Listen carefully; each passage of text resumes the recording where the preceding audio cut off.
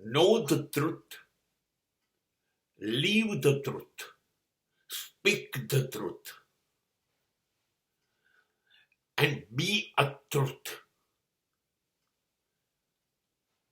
This truthfulness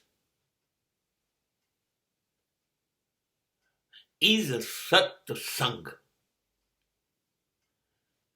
સત્સંગ એટલે સત્યનો સંગ.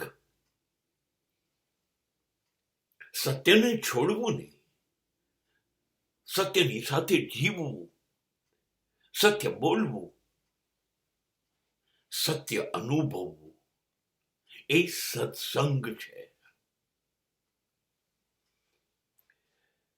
હા, આપણે એને સંત સંગ બનાવી દીધો.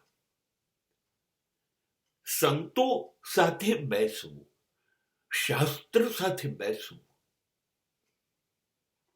એને આપણે સત્સંગ ગણી દીધો. સંત અને શાસ્ત્ર પણ સત્સંગ છે, પણ સત્યનું સંગ કરવા માટે એ લોકોની મદદની જરૂર છે.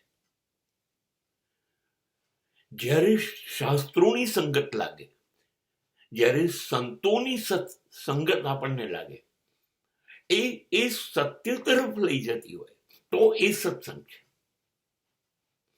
આ સત્સંગ બહુ જરૂરી એટલા માટે કે એ સત્સંગ એ તમારી અંદરની બધી નબાશ, બધી કાશ, બધી હલકટાઈ, બધી ખરાબીઓ એ કાઢી કાઢે. એ વિકસાવે તમને, એ માનવમાંથી મહામાનવ બનાવે. એ તમારી અંદર પવિત્રતા ઉમેરી અને એવી સ્થિતિ ઊભી કરે કે પરમાત્માને એમાં રહેવાનું મન થાય. સત્સંગમાં તમે પોતાની જાતને ભૂલી જાઓ, ડૂબાડી દો અને ખુદ પરમ સત્ય ને પોતે જાતે મેળવી લો. આ છે સત્સંગ. પૃથ્વીની શ્રેષ્ઠમાં શ્રેષ્ઠ અનુભૂતિ જો કોઈ હોય તો એ સત્સંગ છે. અને એની અંદર રહેશો તો સમાજ તમારાથી આપોઆપ છૂટી જશે. જેમ નરસિંહને છૂટી ગયો હતો, જેમ મીરાને છૂટી ગયો હતો. સત્યનો સંગ થાય, પરમાત્માનો સંગ થાય, ઈશ્વરનો સંગ થાય, પછી સામાજિક રમકડાઓ રમવાની મજા કેવી રીતે આવે? આપણે જ આપણા સામાજિક રમકડાઓ તોડી નાખીએ. એક રમકડું એ આપણું સત્તા હોય, સંબંધો હોય, સંપત્તિ હોય, સમૃદ્ધિ હોય, પ્રસિદ્ધિ હોય, આ બધા રમકડા જેનાથી આપણે જિંદગીભર રમ્યા કરીએ, મન ભરાઈ જાય, એને તોડી નાખીએ.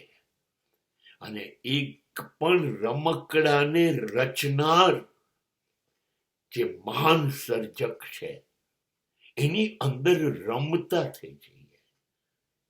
ऐसी लागी लगन मेरा हो गई मगन, वो तो गली गली हरी हरी गुन गाने लगी, तू ही रे तू ही रे. આ લોકોને બીજું કશું દેખાયું નહીં.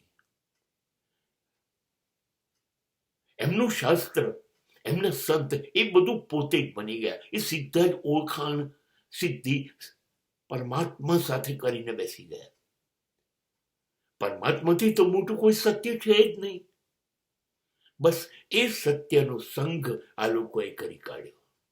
હવે એમને સમાજમાં, સંસારમાં કોઈ રસ નથી. એ અસાર લાગે છે, નકામું છે. બસ ખાલી સત્સંગ, સત્સંગ, સત્સંગ.